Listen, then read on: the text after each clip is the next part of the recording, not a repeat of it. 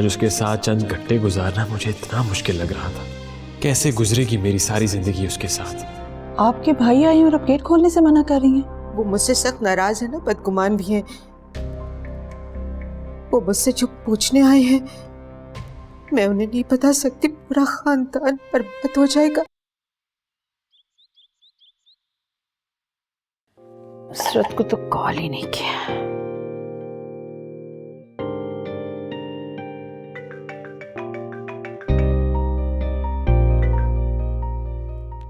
Hello, अस्सलाम वालेकुम इशरत आपा।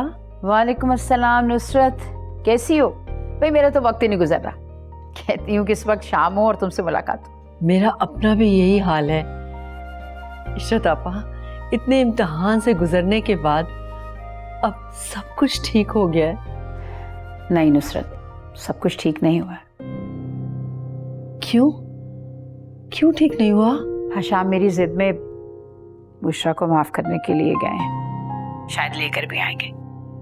उनका ख्याल है कि हम दोनों बहनें एक हो गई हैं तो उनकी बहन को भी माफ कर देना चाहिए। मुझे समझ नहीं आती कि वो किस तरह मुकाबला कर सकते हैं तुम्हारा और बुशरा का। इशरत आपा, आप माजी की तलखियों को भूलकर हाल की खुशियों के बारे में सोचें। बस आप इन्हीं खुशियों के सदके में बुशरा को माफ कर दें। हाँ। तुम तो उसका फेवर करोगी, सोबिया की सास जो है। अरे नहीं इशरत आपा, ऐसी बात तो मेरे जहन में भी नहीं आई। मैं तो बस ये चाह रही हूँ कि आप साफ दिल के साथ अहमर की शादी करें। बुशरा की वजह से तुम्हारे आने की खुशी मान पड़ गई है। अच्छा चलो, रखती हूँ फोन, शाम को मुलाकात होती है। अच्छा, अल्लाह हाफिज। अशर, तुम ना सुबह जाके ना मिठाई के टोकरे का ऑर्डर दे आओ। मिठाई का टोकरा? मिठाई के टोकरे हम क्यों लेकर जाएंगे? तो क्या मैं वहाँ पे खाली हाथ हिलाती चली जाऊँ? आप कुछ ज्यादा जल्दी नहीं कह रही? और क्या गारंटी है कि वो हम लोगों को हाँ ही बोले? हम पहली बार मिल रहे हैं ना, और वो भी इत्मीनान करके जवाब देंगे। ऐसे तो अपनी बेटी किसी के हवाले नहीं करेंगे। और अगर जवाब हाँ हुआ ना तो मैं अपने सर पे टोकरा रख के उनके घर जाऊं। अशर, मुझे यूं खाली हाथ जाते हुए अच्छा नहीं लगता। तो खाली हाथ कौन जा रहा है? हम एक अच्छा सा केक ले जाते हैं, लेकिन आप ये बताएं कि मैं कौन से रंग की साड़ी पहन के जाऊंगा?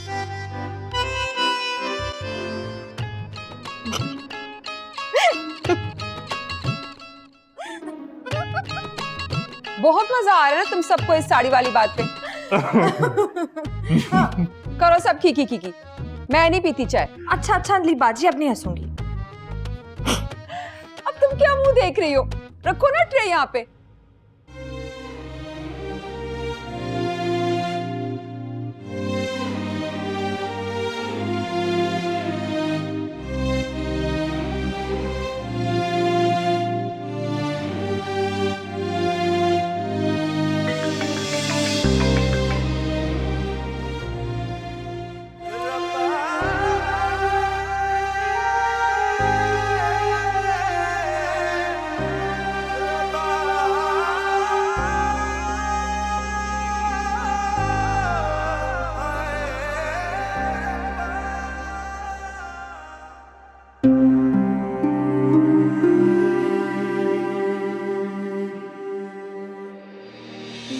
बुशरा,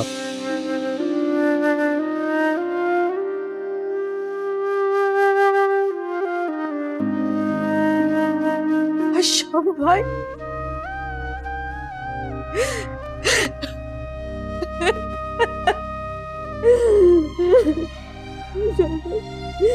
हशाम भाई, खुदा के लिए मुझे माफ कर दे, माफ कर दे मुझे।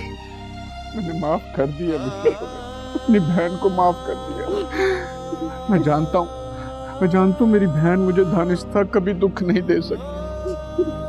हशाम भाई, मैं बहुत मजबूर थी और अब भी हूँ।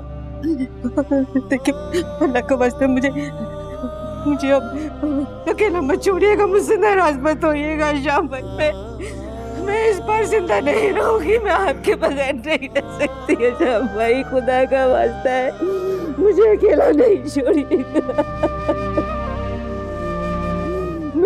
जाऊंगी हशाम भाई, मैं मर जाऊंगी। बुशरा नहीं, अब मैं तुम्हें कभी अकेला नहीं छोड़ूंगा। तुम्हारा भाई हमेशा तुम्हारे साथ है।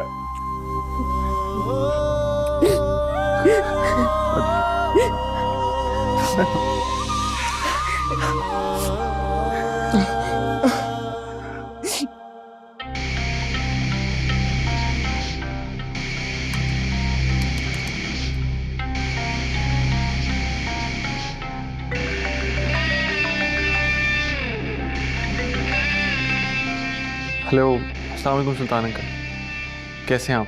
मैं ठीक हूँ बेटा। मुझे तुमसे कुछ ज़रूरी बातें डिस्कस करनी है, इसलिए मैं चाह रहा था कि ऑफिस के बाद तुम मुझसे मुलाकात करो। Sure uncle, why not. लेकिन सब खैरियत तो है ना? हाँ हाँ बेटा, सब खैरियत है। मैं तुम्हें लोकेशन सेंड कर दूंगा, तो शाम 6 बजे हमारी वहीं मुलाकात होगी, ठीक है? ठीक है अंकल। ओके, अल्लाह हाफ़िज़।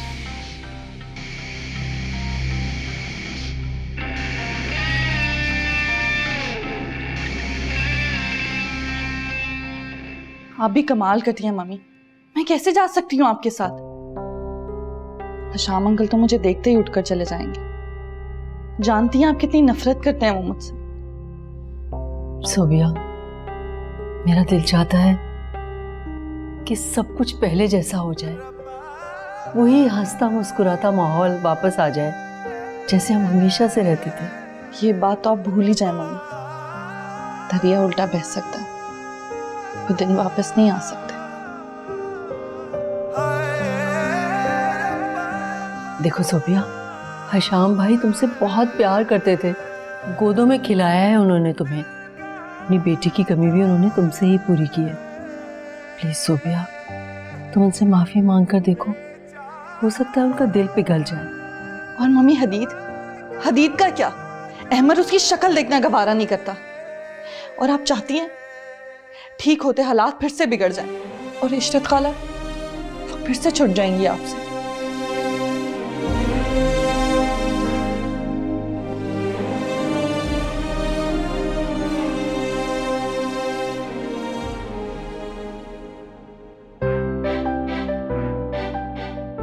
चलो जी, आशी ने एक मरला तो तय कर लिया, अब दूसरा मरला मुझे तय करना है, अंजलि पापा का दिल जीतने का।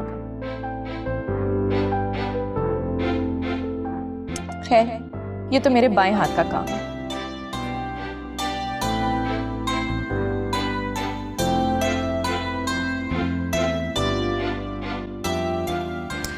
आशी, थैंक यू सो मच। अब देखना, तुम्हारी मायूं पे मैं इतनी रौनक लगाऊंगी ना कि मेहंदी की सारी कसर वहीं पे पूरी कर दूंगी। वैसे बड़ा ही खड़ूस है तुम्हारा अमर। इशरत आंटी का तो पूरा इरादा था इतनी जबरदस्त जगह मेहंदी करने का। अगर अहमर खड़ूस होता तो हम वलीमे के दूसरे ही दिन यूरोप टूर पर ना जा रहे होते। हाँ, ये बात तो सही है।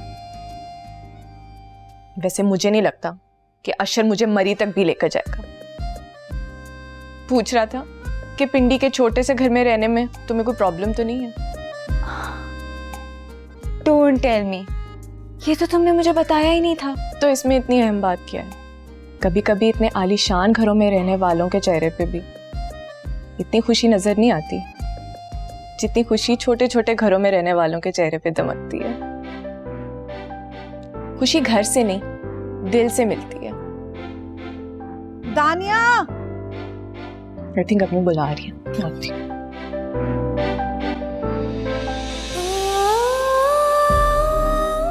ठीक कह रही हो तुम दानिया, अशर जिस चाह से तुम्हें अपनी गलियों में ले जा रहा है, अहमर के खूबसूरत घर में मुझे वैसी चाहत पाने के लिए बहुत कोशिश करनी होगी।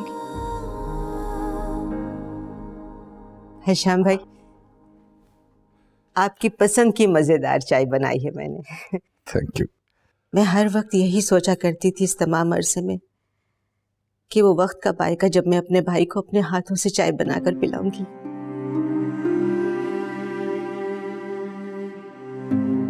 बुशरा, मुझे तुमसे एक बहुत अहम बात करनी है। अहम बात? हाँ बुशरा, देखो बुशरा, मैं तुमसे कभी भी ये नहीं पूछूंगा कि अहमर के सर का सेहरा हदीद के सर पे क्यों सजा है, लेकिन अहमर के दिल की किरचियां मुझे हर वक्त अपने दिल में चुभती महसूस होती हैं। अहमर तुम्हें भी हदीद की तरह अजीज रहा है, पर तुम्हें भी उसके दुख का उतना ही एहसास होगा जितना मुझे और इशरत को। शाम भाई, अल्लाह गवाह है, ये तमाम अरसा मैंने एक पल भी चैन से नहीं गुजारा। तो फिर मेरी बात गौर से सुनो। जी।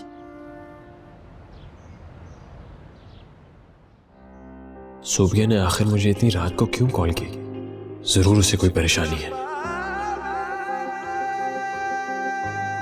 नहीं, मुझे उसे कॉल नहीं करनी चाहिए। अगर खाला या खालू उसके साथ हुए तो वो मजीद मुश्किल में पड़ जाएगी। मेरी मिस्ड कॉल देखकर वो मुझे खुद फोन कर लेगी। अब शहबाज वो बाबा ऑफिस में है क्या? नहीं, अभी तक तो वो ऑफिस नहीं आए। मगर वो तो मेरे से पहले निकले थे सुबह।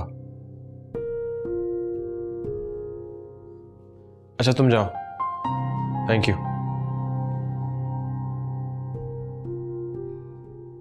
बुशरा, तुम इतनी खौफजदा क्यों हो रही हो? मैं तुमसे तुम्हारी किसी भी मजबूरी के बारे में नहीं पूछूंगा। मुझे तुम्हारी मोहब्बत पे पूरा भरोसा है, लेकिन हदीद अब मेरे लिए मर चुका है। उसने जिस शदीद अजियत से अहमर को दो चार किया है और उसके खूबसूरत ख्वाबों को जिस बेदर्दी से तोड़ा है, मैं उसे कभी माफ नहीं कर सकता और अहमर भी उसकी सूरत नहीं देखना चाहता। बुशरा, एक बात याद रखना, शायद इशरत का रवैया तुम्हारे साथ पहले जैसा ना हो, ना ही वो हदीद का जिक्र सुनना चाहती है। अब असल बात की तरफ आता हूं। बुशरा, प्लीज मेरा मान रख लेना, वरना तुम्हारा भाई बुरी तरह बिखर जाएगा। प्लीज। शाम भाई,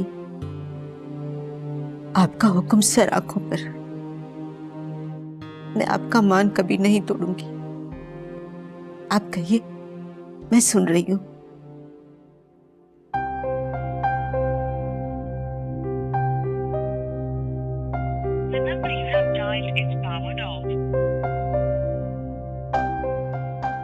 बाबा का नंबर बंद जा रहा है।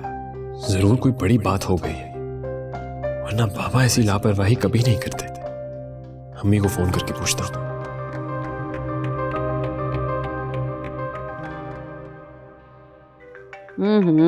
अहमर क्यों कॉल कर रहा है? हाँ अहमर बेटा, खैरियत है? कुछ भूल गए हो क्या? कॉल क्यों किया? अम्मी, वो बाबा अभी तक ऑफिस नहीं आए। आपको पता है कहाँ गए हैं? अच्छा, ऑफिस नहीं पहुंचे? हाँ याद आया, वो तुम्हारी फूफो को मनाने के लिए उनके घर गए होंगे। कल से बहुत जज्बाती हो रहे हैं अपनी बहन के लिए। सुनो, तुम लोग शाम को जल्दी घर आ जाना। अच्छा?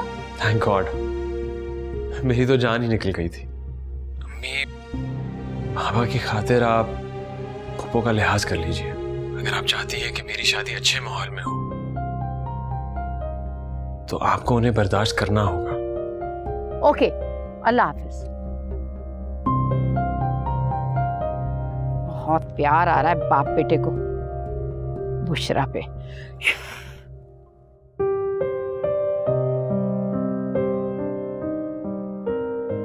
अहमद ने मुझे कॉल की थी तो मेरी कॉल इग्नोर कर ही नहीं सकते थे।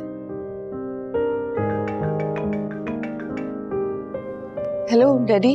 सोबिया, तुम तैयार है ना? मैं ऑफिस से घर आऊंगा तो तुमने मेरे साथ जाना है। हम कहीं जा रहे हैं? अरे बेटा, सरप्राइज है, एक जरूरी मीटिंग अटेंड करनी है। ठीक है? अल्लाह हाफिज।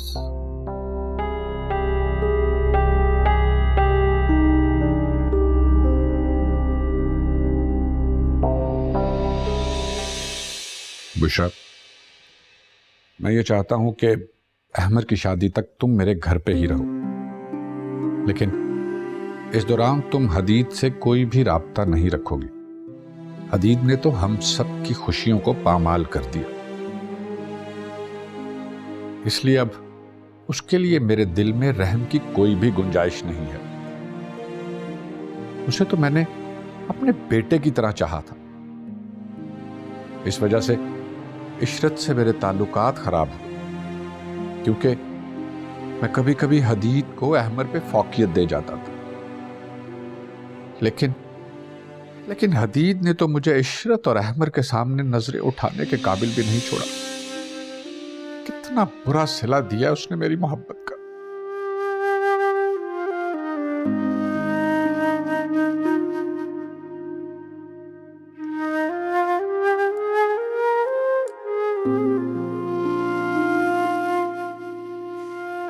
आशा भाई,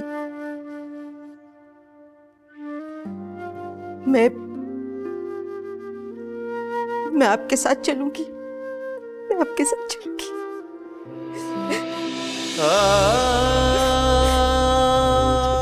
जीती रहो, खुश रहो। अब तुमने कभी नहीं रोना। क्यों, तुम्हारा भाई हमेशा तुम्हारे साथ है। और खबरदार, आइंदा तुमने अपने भाई के सामने ये मरने की बातें की तो सुना। हमीद, मेरे कपड़े इस्त्री कर दिए कि नहीं? मम्मी, जब क्या नया ड्रामा होने जा रहा है? डैडी मुझे कहाँ लेकर जाना चाह रहे हैं? एक तो तुम इतनी जल्दी पैनिक कर जाती हो, अब अगर वो तुम्हें कोई सरप्राइज देना चाह रहे हैं तो इसमें इतना उलझने की क्या बात है? तो आप भी शामिल हैं इस सब में? तो इसमें ऐसी कौन सी बात हो गई? और मैं नहीं जा रही तुम लोगों के साथ, बस सुल्तान आएंगे और तुम्हें ले जाएंगे। तो आप बता देना क्या सरप्राइज देना चाह रहे हैं? मुझे डांट नहीं खानी तुम्हारे डैडी से। वैसे भी बस 1 घंटे के लिए तो जाना है, क्योंकि उसके बाद मुझे और सुल्तान को इशरत आपा के घर जाना है।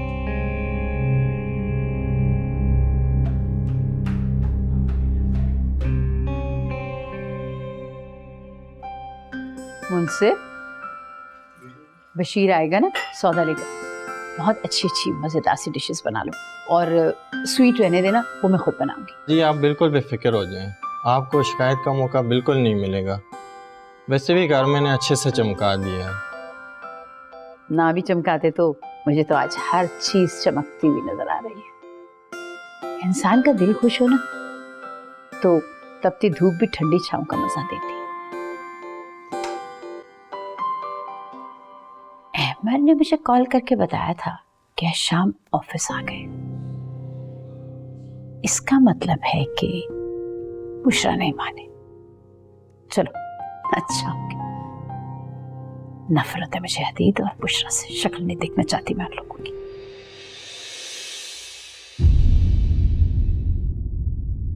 भूल जा ऐ दिल।